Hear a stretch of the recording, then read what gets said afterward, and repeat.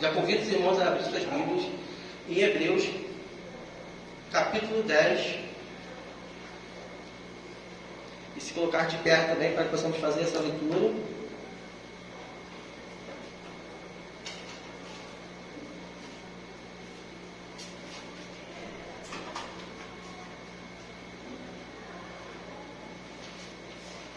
Versículo 19.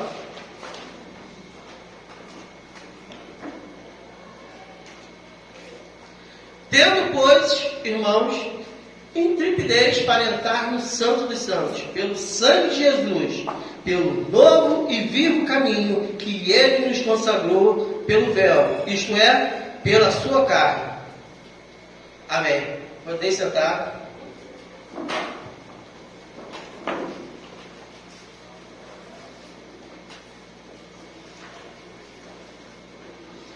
No dia 31 do 12, no culto nosso, culto da virada, eu trouxe uma palavra para a igreja e hoje eu gostaria de me aprofundar um pouco mais naquele tema. Não é uma continuação daquela mensagem, apesar de bem curta, durou 23 minutos, foi completa, transmitiu algo de Deus para nós, mas aprofundar mais no assunto, aprofundar mais na cultura do reino. Não temos uma definição falando sobre o livro de Hebreus, de quem foi o autor, de quem escreveu o livro. Muitos acreditam que foi Paulo, para a leitura ser bem parecida com as outras epístolas paulinas, mas se foi Paulo, por que ele não assinou como apóstolo Paulo? Muitos acreditam que foi Apolo, alguns acreditam que foi o próprio Barnabé. Nós não podemos afirmar com certeza quem escreveu o livro de Hebreus, mas o que nós podemos afirmar com certeza que o livro de Hebreus ele é de autoria do Espírito Santo de Deus, porque todos os livros da Bíblia são inspirados por Deus. O autor da Bíblia é o próprio Deus, através do seu Santo Espírito. Os homens e mulheres que escreveram os livros são apenas escritores. Então, a gente às vezes tem uma dúvida quanto a isso. Todos os livros da Bíblia foram escritores que escreveram, porque a autoria é divina. Amém? Glória a Deus. Os hebreus, os judeus, eles tinham uma dificuldade muito grande. E esse versículo mostra essa dificuldade, porque eles estavam totalmente enraizados na cultura deles. Na lei de Moisés, que dizia que o santo lugar, ou seja, tinha os pátios, a parte de fora do templo, tinha um lugar chamado lugar santo, onde os sacerdotes podiam ir, onde Davi uma vez entrou e comeu aqueles pãezinhos que não poderia comer. E havia um lugar chamado Santo dos Santos. Esse lugar, somente o sumo sacerdote, uma única vez no ano, poderia adentrar para fazer um sacrifício por todo o povo. E esse lugar era um lugar temido. Naquela época as pessoas serviam e obedeciam a Deus mais por medo do que por amor. E se você chegasse com um judeu e falar, entra ali no santo lugar, não vai acontecer nada não. É ruim que eles iam entrar. Eles tinham muito medo.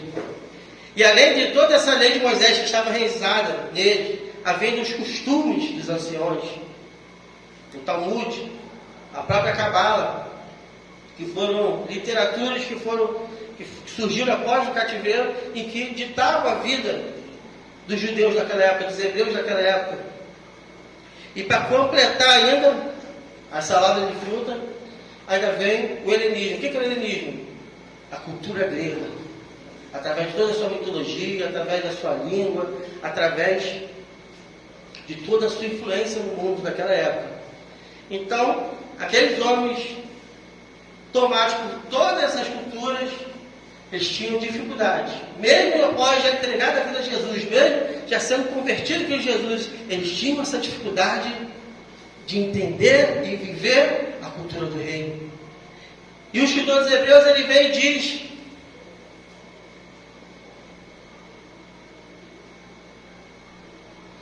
tenham intrepidez, ou seja, tenham ousadia em algumas Bíblias para entrar no Santo dos Santos. Ou seja, o Santo dos Santos é o lugar onde está, na antiga aliança, a arca, que simbolizava a presença de Deus. E no céu, diz lá para o Apocalipse, existe um tabernáculo, um santuário. Igual e esse tabernáculo que tinha na terra, e depois do tempo que tinha na terra, é como se fosse uma representação desse tempo que está no céu. A diferença é que lá no céu, o tabernáculo do céu, não tem uma arca, tem um trono do Deus vivo. E quem é capaz, quem é digno de entrar na presença do Deus vivo? Quem é digno de adentrar ao Santo dos Santos?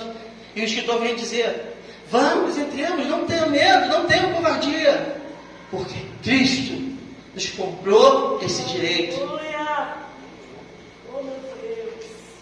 Jesus não só veio para nos salvar, mas para nos trazer o reino de Deus, o reino da luz e do amor. Neste reino há leis, princípios e mandamentos próprios, que chamamos de cultura do reino. Por definição, minha, Adriano, cultura do reino é a vontade de Deus, as leis, os princípios espirituais, os costumes e mandamentos de Deus.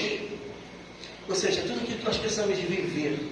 Amém? Abra sua Bíblia em Colossenses capítulo 1. Hoje nós vamos dar uma passeada na Bíblia. Todo mundo já tomou um café reforçado, então não tem hora para acabar. Amém? Ninguém falou amém. Tem hora para acabar, só não sei que horas. Capítulo 1, versículo 13.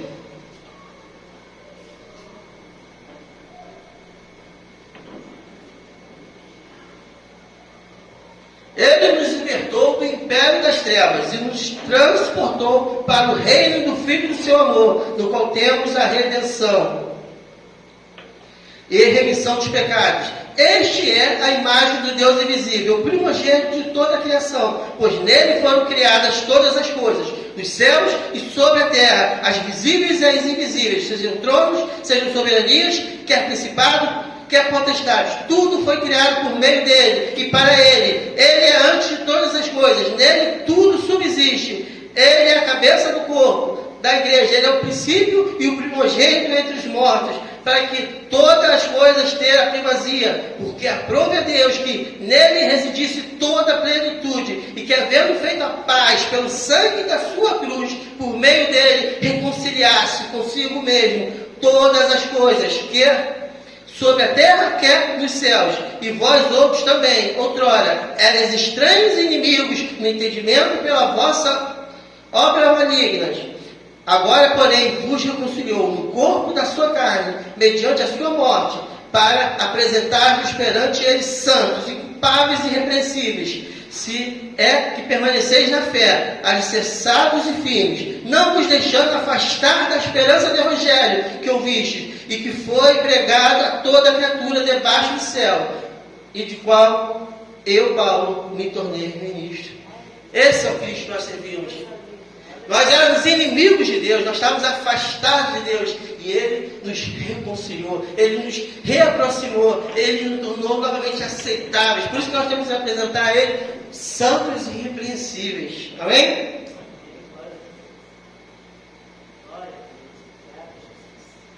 O primeiro ensinamento que nós temos que ter e entender sobre a cultura do reino é que temos que entender de Cristo.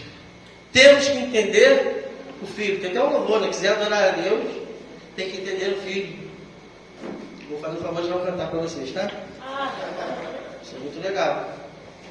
E obedecer, claro. Então, assim, temos que conhecer Cristo. Porque tudo é por Ele. Nós acabamos de ler que Ele é a plenitude de tudo. Quer seja nesse mundo físico, quer no mundo espiritual. Então, se nós não entendemos Cristo, se nós não entendemos a obra de Cristo, nós não podemos entender o reino de Deus. E não só o Cristo, o Salvador, aquele que se entregou, aquele que foi morto na cruz, aquele em que foi prometido no passado pelos profetas, o Cristo, que significa o ungido, o escolhido, Não conhecer só Ele, não só conhecer apenas o Jesus, o homem, aquele que nasceu de Maria, aquele que foi criado, aquele que foi visto e reconhecido em figura humana, esse Jesus que ensinou o mundo as verdades mais profundas do reino de Deus. Mas temos que conhecer também o Logos de Deus, que é como um Deus Pai. O que é o Logos? O Logos é o verbo. Muitas das vezes você tem a palavra, mas Jesus ele não é a palavra escrita, ele é a ação da palavra. E nós vamos sempre ver na Bíblia, criou, formou, ou seja, sempre uma ação contínua, e essa ação é feita em Cristo, porque Ele é o Logos, Ele é o verbo de Deus, mais do que a palavra, Ele é o verbo, Ele é a ação. E temos que reconhecer Cristo, e que esse Logos, esse Jesus, Ele é um com Deus, e Ele é o próprio Deus. Todos são salvos por Cristo. Em Atos 4:12 diz: e nenhum outro há salvação, porque também debaixo do céu nenhum outro nome há dado entre os homens, pelo qual devamos ser salvos. Somente Jesus, somente por Ele a salvação, somente por Ele a esperança, a expectativa de um final feliz. Todos foram salvos por Cristo e em Cristo, e todos serão salvos por Cristo e em Cristo. Desde Abel, todos foram salvos por Cristo. E as pessoas têm um pouco de dificuldade, mas Cristo salvou Noé, Cristo salvou Abraão, Davi, todos os homens e mulheres que serviram a Deus no passado, antes mesmo de Cristo, de Jesus nascer em carne, Ele já salvava um povo. Mas quem é Jesus? Você conhece Jesus? No capítulo 1 de João diz o seguinte: no princípio Ele era o verbo, e o verbo era Deus, e o verbo estava com Deus, e no princípio Ele estava com Deus, e o verbo se tornou carne e habitou entre os homens. Ou seja, antes mesmo da criação de tudo, de todo o universo, Jesus já era o verbo, já era a ação de Deus. Lá em Gênesis 1 diz que o Espírito de Deus movia sobre as águas. Mas em Gênesis 1 diz o quê? No princípio criou Deus os céus e a terra. E essa palavra princípio, do hebraico reshif, significa início, começo, primícias, primeiro, principal. E a mesma palavra que nós vamos encontrar mais à frente, em vários textos que falam sobre primícias. E que esses textos vão nos reportar a Cristo, porque nós lemos aqui em Colossenses que Ele é o primogênito, Ele é a primícia dos mortos. Então, se alguém tivesse traduzido a Bíblia em português que em Cristo foram criados os céus e a terra, estava correto. Mas naquela época ainda não tinha essa consciência de Cristo, porque Cristo ainda não vinha se manifestado. Então, no princípio, ou seja, nas primícias, foram criados os céus e a terra. Cristo é as primícias. Em Cristo Deus criou os céus e a terra. Abel morreu 4.000 anos aproximadamente antes de Jesus ser crucificado. Mas o sacrifício de Jesus, ele não só salva todos aqueles que vieram após dele, mas ele retroage no tempo. Ele é atemporal, porque o sangue de Jesus, ele é suficiente. Nada pode deter a ação salvadora do sacrifício de Cristo. Porque ele foi morto, não naquela cruz, há 2.000 anos atrás, mas ele foi morto antes mesmo desse mundo ser criado. Porque Deus ele amou esse mundo, Deus amou a sua criação, Deus amou o homem, Deus amou a mulher. E antes mesmo de os criar, já tinha um plano de salvação, o Cordeiro de Deus que foi morto antes da criação do mundo. Então, quando Abel morreu, quando o sangue dele se derramou, Cristo já estava recolhendo ele, já estava salvando ele. Os judeus têm dificuldade de entender isso, porque eles estão muito ligados na lei de Moisés. Mas em Cristo, o mistério que estava oculto, de todas as gerações, mas agora foi manifesto, ou seja, Cristo em cada um de nós, a esperança da salvação, da glória, não a glória desse mundo, mas a glória da glorificação do corpo, de que um dia teremos um corpo transformado e seremos revestidos de toda imortalidade e toda incorruptibilidade, porque nós não vamos padecer, nós não veremos a corrupção. Foi lido no início do culto que nós não veremos a corrupção. E a Bíblia diz que todos os santos de Deus, todos aqueles que morreram em Cristo, estão escondidos nele. E na aparição dele, no momento em que ele surgir, surgirão junto todos. Essa é a nossa expectativa, essa é a nossa esperança. Jesus criou os tempos e a história. Seu nascimento foi profetizado de Gênesis a Malaquias, pois um menino nos nasceu. Um filho se nos deu, e todo o governo estava a seus ombros. Ele é o Emanuel, ele é o Deus que foi enviado lá do céu, ele é o Deus que está conosco. E mesmo sendo Deus, ele não tomou como usurpação, ou seja, ele não tomou a força, o direito de ser Deus. Pelo contrário, ele se humilhou, ele se doou, ele se entregou até a morte, e morte de cruz, e ressuscitou ao terceiro dia. Foi ressuscitado pelo poder do Espírito Santo de Deus, porque está escrito: tragada foi a morte, vencida foi a morte. Onde está o seu aguilhão, a morte? O sol ficou negro, a terra tremeu, o véu do tempo se rasgou de uma banda a outra, porque a morte e nem o inferno conseguiram resistir. O Senhor e Criador da vida. Nós não temos que temer esse mundo, não temos que temer o mal e nem mesmo a morte, porque aquele que nos chamou é o Criador da vida. E Ele nos guarda, e Ele cuida. E nada pode fazer diminuir nem um segundo do tempo que Deus determinou que você vivesse nessa terra. Não andeis ansiosos, não andei preocupados, não andei aterrorizados com esse mundo, porque o Senhor, Ele é suficiente para nos guardar, para nos livrar. Porque ainda que eu ande pelo vale da sombra da morte, não temerei mal algum. Temos que pegar essas verdades para a nossa vida, temos que proclamar, temos que falar, não só pensar, porque assim vamos viver este mundo, não como pessoas assustadas e medrosas, não, mas como pessoas cheias de Deus, crendo que o Redentor vive, e Ele cuida de nós. Temos que conhecer o Filho, Ele ressuscitou, e foi dado um nome sobre todo nome, e o nome mais poderoso do universo, e sobre esse nome, sobre Jesus, todo joelho se dobrará, e toda língua confessará que Ele é o Senhor. E que você possa hoje dobrar seus joelhos e confessar com os seus lábios, porque haverá um dia em que o mundo inteiro vai se ajoelhar, vai confessar Jesus e vai ser lançado ao inferno.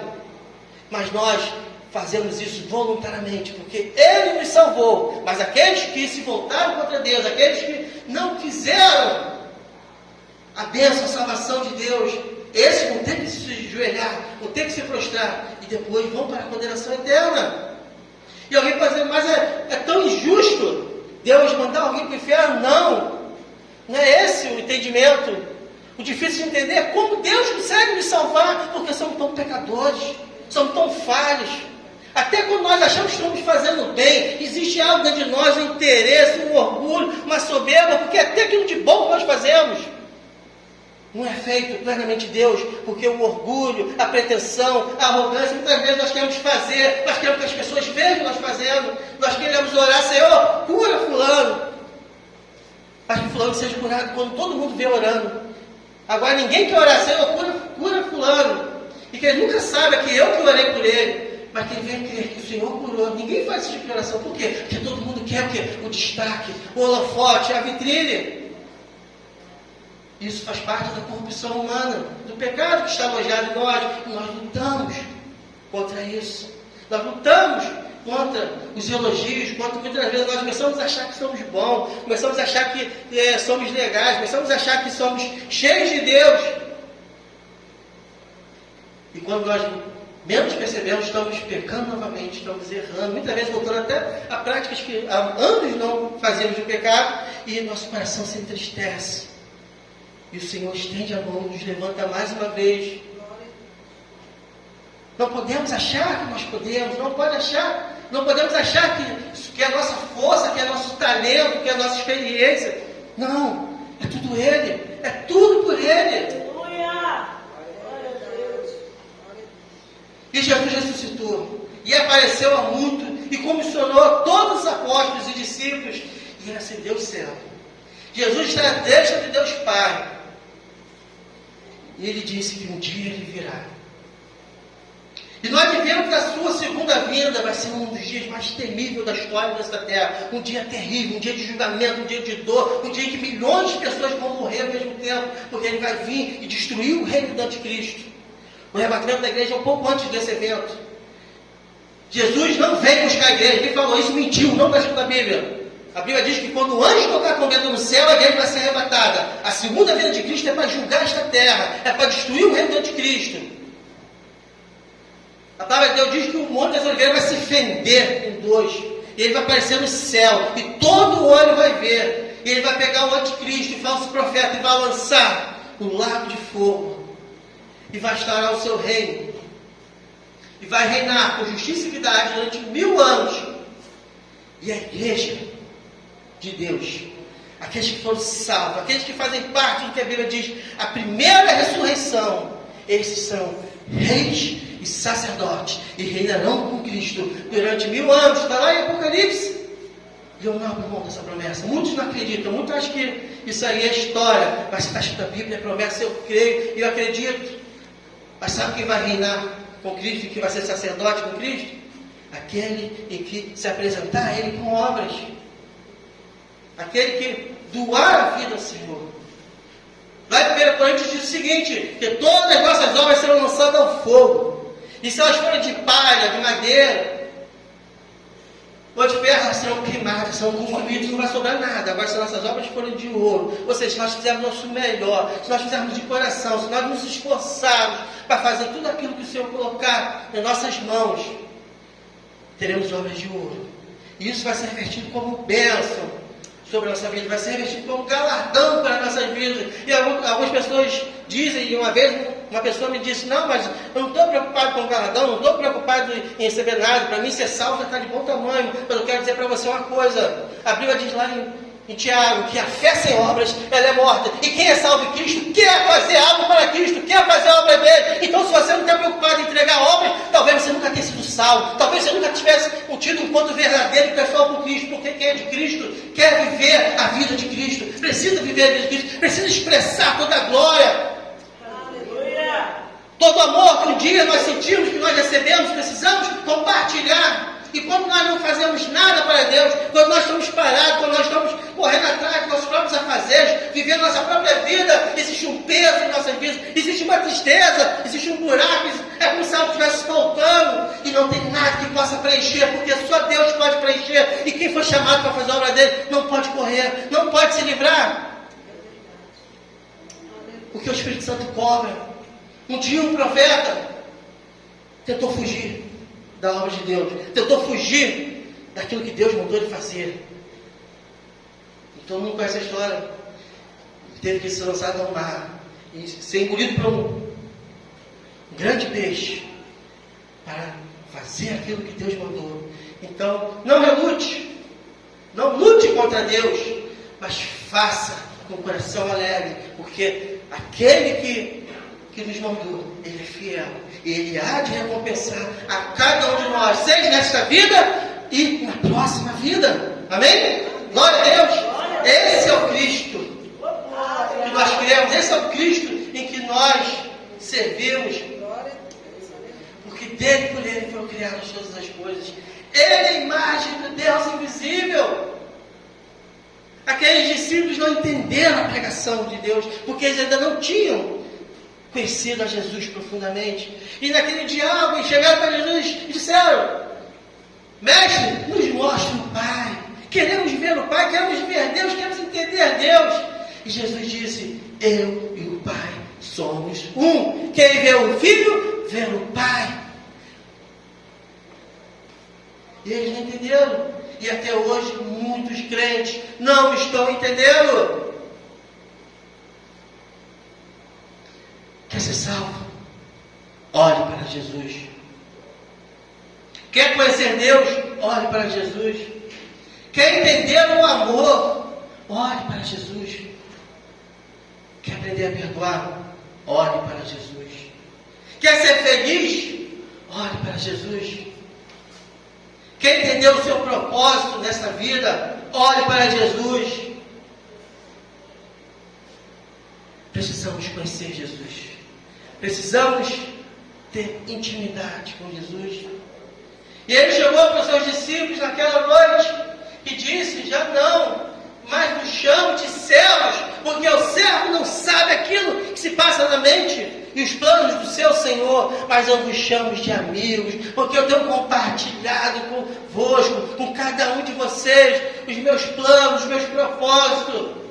E Deus, Ele quer compartilhar os planos dele contigo, Ele quer compartilhar o propósito dele contigo, mas você tem que ser amigo de Deus, você tem que ser íntimo de Deus, você tem que abrir o seu coração para Deus. Quem quer vir após Cristo, após Jesus, deve renunciar à sua própria vida. Então, estamos de fato prontos para ser discípulos de Jesus? Essa é a grande pergunta, em que muitas das vezes a resposta vai mudando no decorrer da nossa vida, mas possamos ter a constância de dizer: Senhor, estou pronto para abrir mão, para perder que seja por ti, pelo teu reino, porque a tua vontade é maior do que a minha. Porque muitas das vezes eu tenho propósitos, muitas vezes eu faço planos, traço metas e objetivos, e muitas vezes parece bom aos meus olhos. Mas há muitos caminhos que para o homem parecem bons, mas no final dele são caminhos de morte.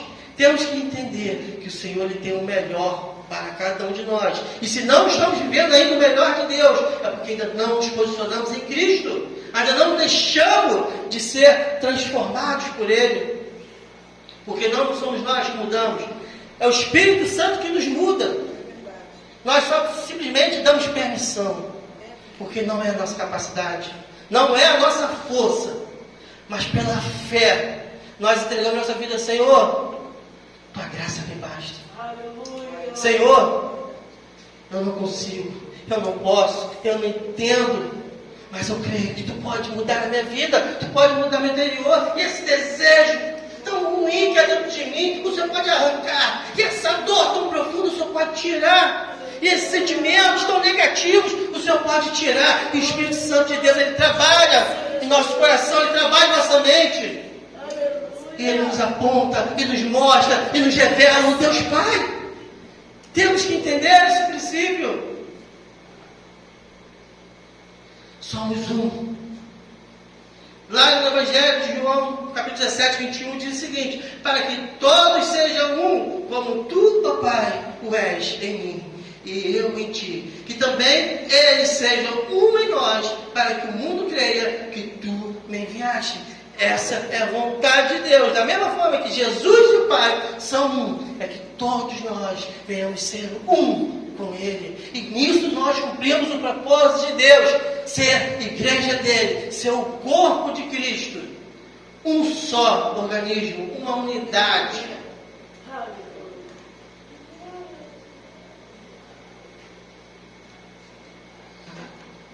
Voltemos a Hebreus.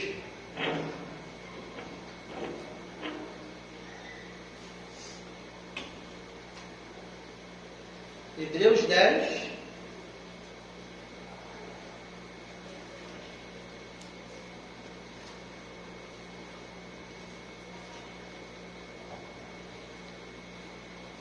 19. Tendo, pois, irmãos, intrepidez para entrar no Santo dos Santos, pelo sangue de Jesus, pelo novo e vivo caminho que nos consagrou pelo véu, isto é, pela sua carne, e tendo o grande sacerdote sobre a casa de Deus, aproximemo-nos com coração sincero, em plena certeza de fé, tendo o coração purificado de má consciência e lavado o corpo em água pura. Ou seja, temos um sumo sacerdote sobre nós. Esta igreja tem um sacerdote. Cristo é o cabeça dessa igreja. Ele é o cabeça de nossas vidas. Esse caminho novo que Ele abriu. Jesus é o caminho, é a verdade, é a vida. Ele é a porta, e que se alguém entrar por essa porta será salvo. Ele é aquele que bate todos os dias na porta do nosso coração, dizendo: meu filho, abre a porta, que se você abrir a porta, eu entrarei na tua vida, eu transformarei a tua vida, eu vou ser contigo, você é comigo, ou seja, vamos ser um. Eu vou te contar dos meus propósitos, eu vou te contar da minha obra, eu vou te contar para onde eu quero te levar.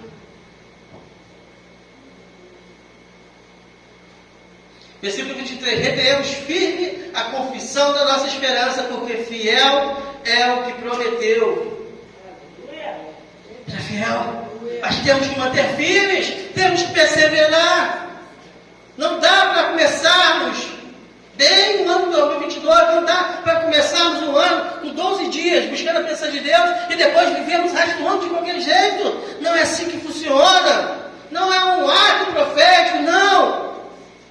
Vamos estar aqui 12 dias, mas para que todos venham ser estimulados a continuar dia após dia em seus lares, buscando a presença de Deus, consagrando a vida de Deus, porque Ele tem suprido cada uma de nossas necessidades. E até quando Ele diz não, nós entendemos que Ele tem o melhor para nós. Não podemos ser religiosos somente, mas temos que ter contato, temos que ter experiência com esse Deus maravilhoso.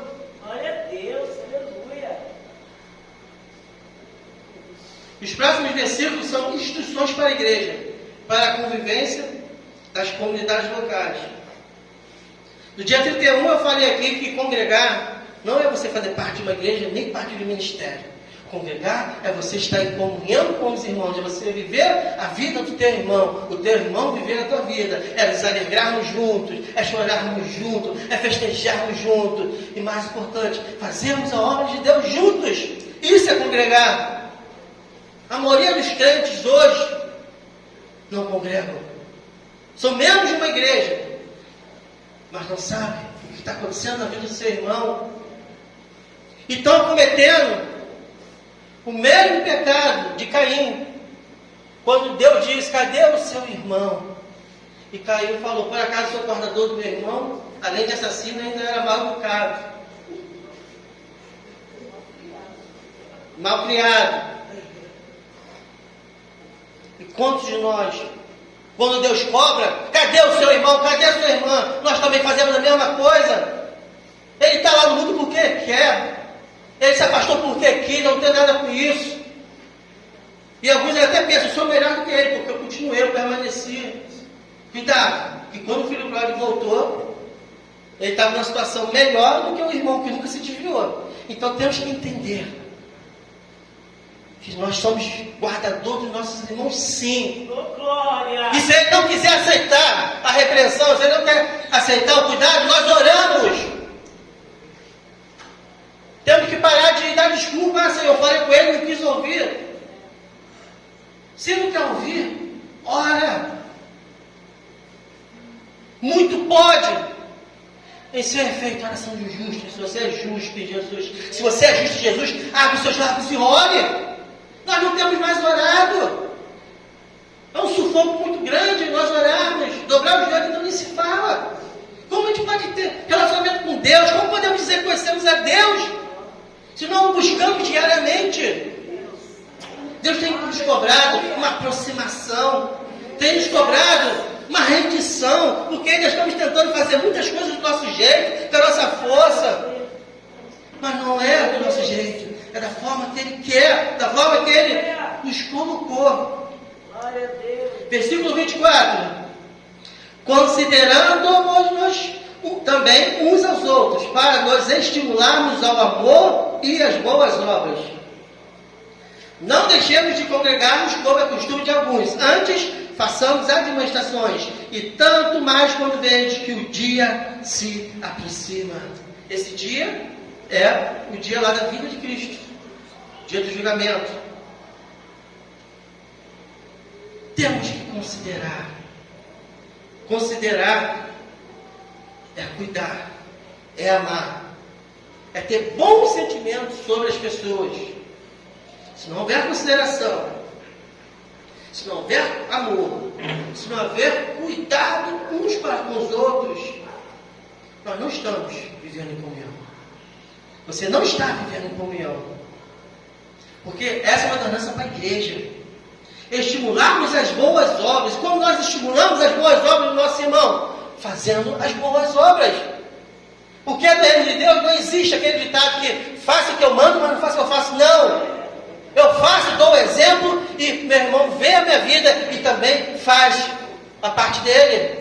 E nós temos que nos estimular. E muitas vezes nós olhamos para os nossos irmãos e vemos só os defeitos dele. E eu tenho um monte, e cada um que tem um monte. E paramos, não olhamos, não observamos quantas coisas boas Deus tem nos nossos irmãos. Como nós muitas vezes somos abençoados pela vida dos nossos irmãos.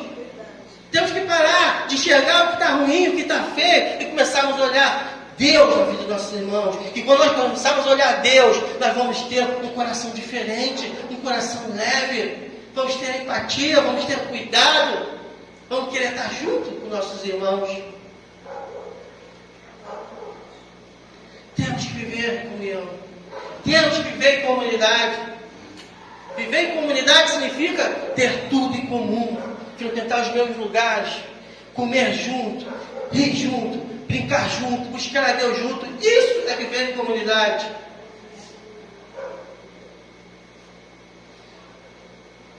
Esse texto nos adverte a que nós temos que admoestar, corrigir, chamar a atenção uns dos outros.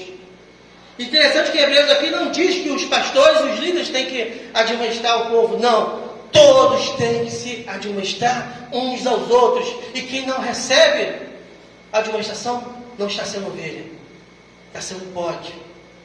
Temos que entender que quando o irmão chega e nos admoeste, nos exorta, nos chama atenção, ainda que nós olhemos para a vida desse irmão e vejamos um monte de coisa errada, nós não temos que acusar, não temos que retrucar, porque ele pode estar sendo usado por Deus. E se você não aceitar, você está lutando contra o próprio Deus. E se for mentira, se for injustiça, você vai e ora a Deus: Senhor, isso que foi que o irmão falou, realmente eu estou fazendo isso? Realmente eu estou nesse erro? Senhor, se eu tiver, me mostra, eu quero mudar, eu quero agir diferente, eu não quero mais ser assim, eu quero ser bênção na vida do meu irmão. E se não tiver nada errado comigo, muda, Senhor, a mente daquele meu irmão, muda o coração, que ele possa entender que o que eu falei, o que eu fiz não foi para magoar, não foi para ofender, mas foi porque eu o amo e quero ele perto de mim. Eu quero que juntos possamos te servir, Senhor. Essa tem que ser oração, tem que ser nosso posicionamento. Temos que viver a cultura do reino, como a igreja primitiva, aquela igreja lá de Atos 2 vivia. Atos 2, versículo 42 diz o seguinte: e perseveraram na doutrina dos apóstolos, e na comunhão, e no partir do pão, e nas orações. No versículo 46, e perseverando unânimes todos os dias no templo, e partindo o pão em casa, comiam juntos e com alegria e singeleza de coração. 47, louvando a Deus e caindo na graça de todo o povo, e todos os dias acrescentava o Senhor à igreja aqueles que havia de salvar. Ou seja, aqui está a receita da igreja de sucesso.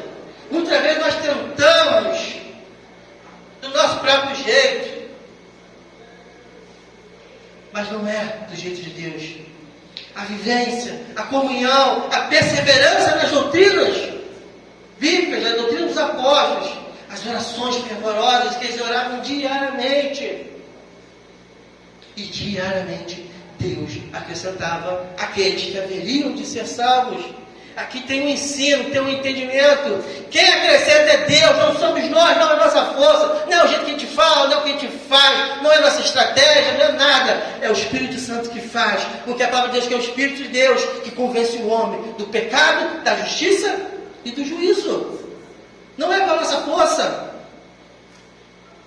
mas é pelo poder do Espírito Santo de Deus. E também vai destacar que além de ser Deus que traz as almas que haveriam de ser salvas, ou seja, Deus ele conhece o coração das pessoas que estão no mundo. Ele sabe aqueles que vão ser salvos ou não, aqueles que vão se render ou não. Então, muitas das vezes, nós queremos salvar na marra quem não quer ser salvo. Vamos insistir em alguém que não quer ser salvo.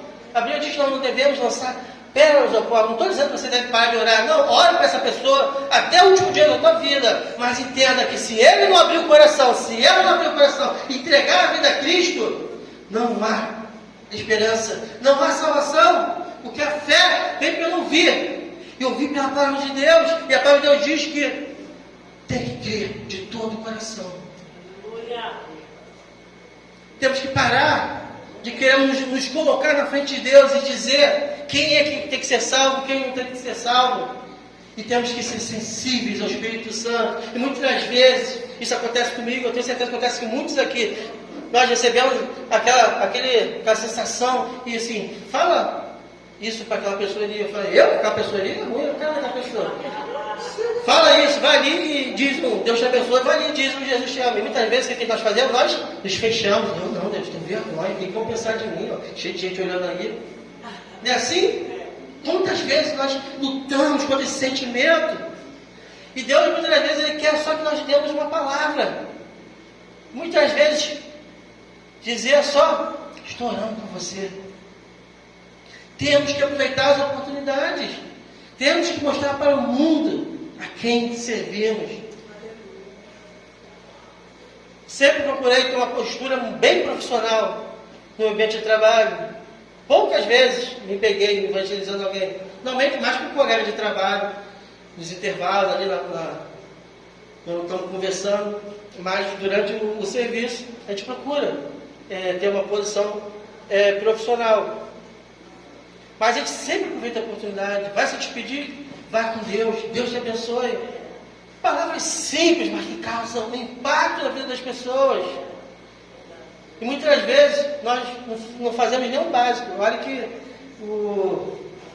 os patrões vivem cobrando. Sorria. Fale com amenidade. Olhe nos olhos da pessoa. Mostre que você está ouvindo. Ouça o que a pessoa tem a dizer. E nós estamos sempre atropelando tudo. Sempre atropelando. A pessoa nem falou o que quer. Você já está tentando adivinhar o que ela quer. Temos que desacelerar. Vivemos um mundo muito acelerado em que nada é respeitado. Tudo está sendo atropelado. E não paramos para o quê? Ouvir a voz de Deus. E o Espírito Santo de Deus continua falando. E fala com seus filhos e suas filhas. Nós nos ouvimos porque estamos correndo de um lado para o outro.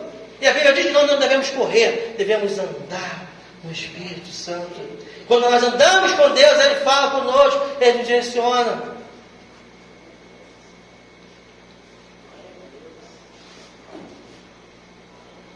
Não é a nossa inteligência e estratégia que vai alcançar o resultado, mas é pelo poder do Espírito Santo de Deus. Pois é o Espírito Santo de Deus que faz a obra. Então, por que nós fazemos reuniões, traçamos estratégias, tarefas, objetivos? Por que nós fazemos isso?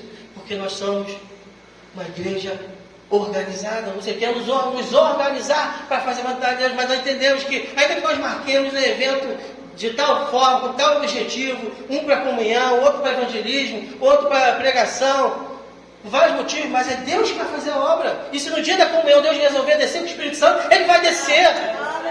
Temos que entender que toda vez que nós nos reunimos, seja para qual for o motivo, Deus pode operar, Deus pode nos visitar. Nós temos que estar com o coração sensível a isso. Nós não podemos achar que no momento que nós separamos para brincar, Deus Ele não está presente, Ele está. Todo momento conosco. Temos que ter esse discernimento, temos que ter essa sensibilidade de saber que Ele está no controle. Nós traça seus planos, faça seu orçamento, faça tudo aquilo que você tem que fazer, mas sabe que é Deus que vai dar a resposta, é Deus que vai dar a direção.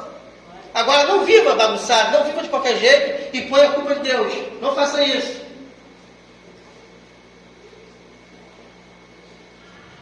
Não podemos, irmãos, desprezar aquilo que Deus já nos deu.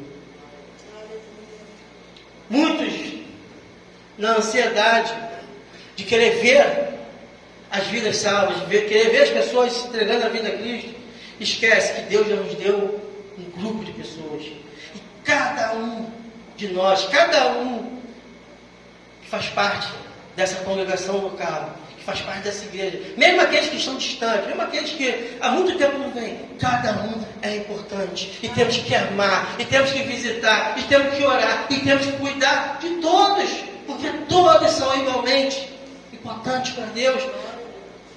Jesus, ele morreu por cada um. Não morreu mais por um e menos pelo outro, mas ele morreu por cada um de forma igual. E temos que ser gratos. Grato por tudo que nós temos. Nós temos um povo hoje. Glória a Deus. Deus pode acrescentar. Deus pode multiplicar. Nós cremos e oramos por isso. Mas se formos uma igreja cheia do Espírito Santo, se formos uma igreja que busca o Senhor incessantemente, que ora todos os dias e que busca a presença de Deus, Deus vai nos encher. E ainda que venhamos ser poucos, para que sejamos poucos e que venhamos todos juntos, irmos para o céu junto como uma família. Esse é o nosso objetivo. Eu nunca pedi a Deus uma igreja grande, uma igreja gigantesca, uma igreja lotada.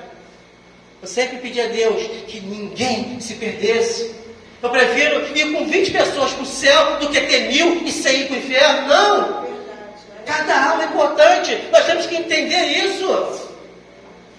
Ah, mas fulano saiu, fulano está rebelde, fulano não quer ouvir, fulano não aceita. Ore, interceda. Esteja forte em Cristo, porque quando nós nos fortalecemos, Deus usa a nossa vida para visitar aquele que está mais fraco. Quando nós nos colocamos de pé diante de Deus e buscamos a face de Deus, Deus, ele usa a nossa vida para abençoar e guardar de todo o grupo. Tem pessoas que acham que ser pastor, ser presbítero, ser diácono, ser um líder é fácil, não é?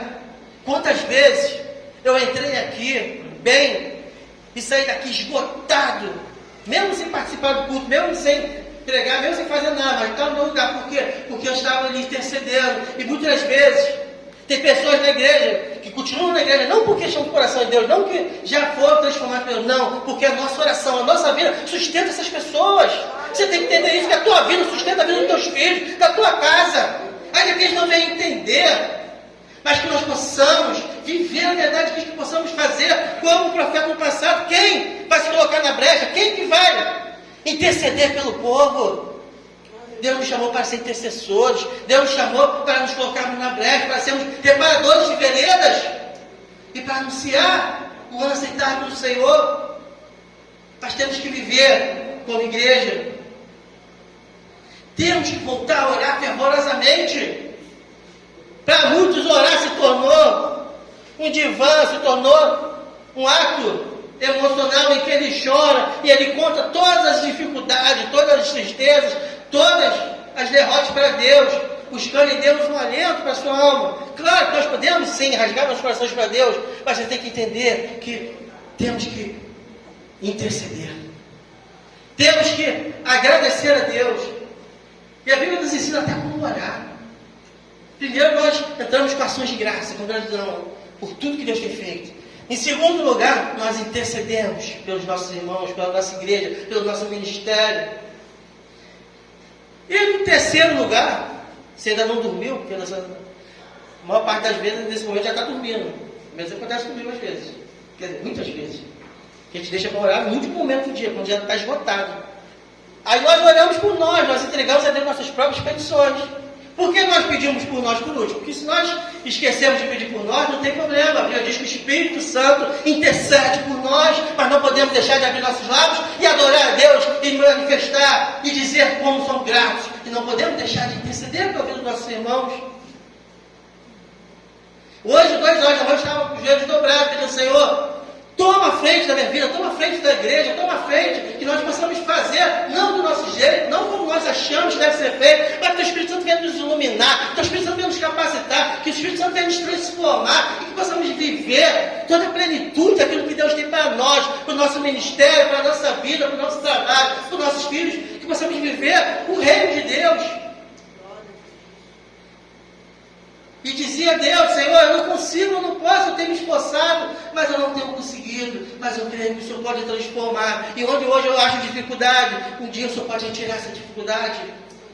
Não devemos desistir, não devemos retroagir, mas temos que continuar firme na esperança, olhando para o alvo que é Cristo, porque Ele há de nos levantar, Ele há de fazer a boa obra em nossas vidas. Ele não desiste, Ele não se cansa, mas Ele continua a nos abençoar, continua a nos chamar, continua a nos dar a oportunidade, dia após dia, de fazer melhor, de fazer certo. Para encerrar, abra sua Bíblia em 1 Tessalonicenses, capítulo 5, e existe aqui várias instruções, várias advertências para a igreja em Tessalônica, e para a nossa vida hoje, para esse ano de 2022, eu creio que se nós entendermos esse princípio da cultura do reino, de sermos igreja, de vivermos as verdades de Cristo, vamos viver o melhor ano da nossa vida, o melhor ano do nosso casamento, o melhor ano do nosso ministério. Eu creio nisso. Mas tem que ser pago um preço. Tem que fazer algo.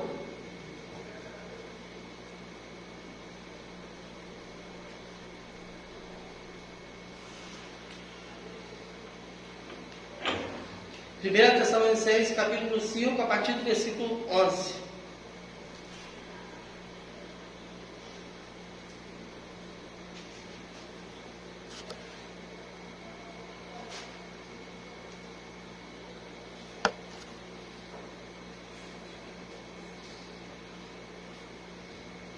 Por isso exortai-vos uns aos outros, e edificai-vos uns aos outros, como também o fazeis. E rogamos-vos, irmãos, que acatais com apreço os que trabalham entre vós e os que vos presidem no Senhor e vos admoestam. Ou seja, valorize e cuide dos seus pastores, dos seus líderes. E que os tenhais com amor e máxima consideração, por causa do trabalho que realizam. Vivem em paz com os outros. Exortamos-vos também, irmãos, e que admoesteis os submissos, e consoleis os desanimados, e ampareis os fracos, e sejais longânimos para com todos. Ou seja, temos que admoestar aqueles que não querem se encaixar, aqueles que não querem obedecer, aqueles que não querem seguir o mandamento, mas com amor. Muitas vezes nós temos que ter feito isso, porque para exortar a gente tem uma facilidade, mas temos que fazer com amor. Temos que animar aqueles que estão desanimados. Mas como eu posso animar alguém que está desanimado se eu estou desanimado? Então nós temos que estar cheios da alegria do Senhor, animado, crente em Cristo, que tudo vai conforme a vontade de Deus. Aí sim, podemos contagiar outras pessoas. Temos que amparar os fracos e ser longânimos, ou seja, pacientes com todos. Evitar que alguém retribua a outro mal por mal. Pelo contrário, seguir sempre o bem entre vós e para com todos. Regozijai-vos sempre, orai sem cessar, em tudo da graça, porque esta é a vontade de Deus em Cristo Jesus para convosco. Não apagueis o Espírito, não desprezeis as profecias, julgai todas as coisas, retende o que é bom, abstei-vos de toda forma do mal, ou seja, fugir da aparência do mal, ore sem cessar, busque estar em comunhão com os seus irmãos, ou seja, ensinamentos para a nossa vida diária, prática. Precisamos voltar à prática do Evangelho, precisamos voltar à origem. Muitas vezes nós ficamos com discursos bonitos, com discursos teológicos e nos esquecemos de viver a verdade do reino, esquecemos de viver aquilo que o Senhor requer de nós, e isso é algo não para nós fazermos um dia, mas para que possamos viver diariamente essas verdades. Temos que nos regozijar sempre, temos que nos alegrar sempre.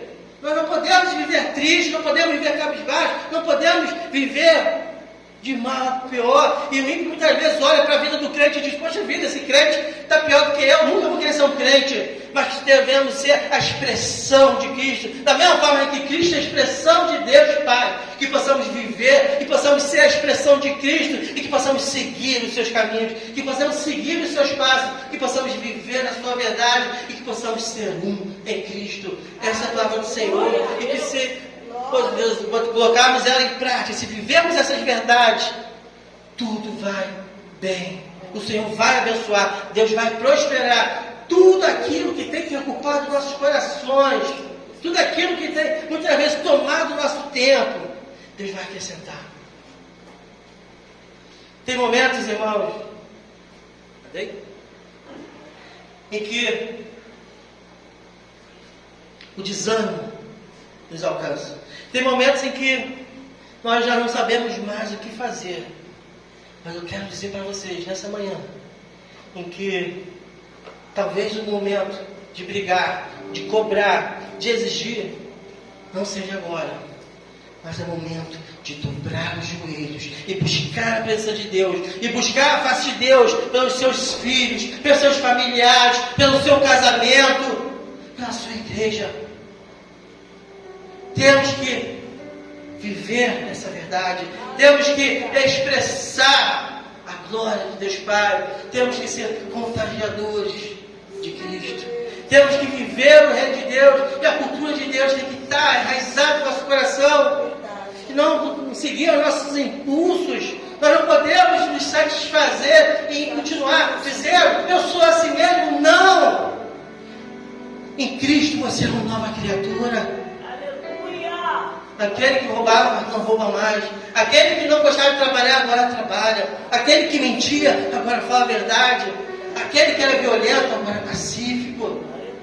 Aquele que não cumpria a palavra, agora cumpre. Porque somos novas criaturas em Cristo Jesus. E muitas vezes o velho homem, nosso antigo eu, aquele lá de trás, aquele que dizia: fala isso mesmo, joga na cara, isso mesmo, ofende mesmo, porque merece. E nós não vamos dar razão, nós não vamos ouvir, nós vamos repreender: Senhor, me ajuda, Senhor, me dá força, porque eu quero ser o teu servo, eu quero ser cheio da tua presença.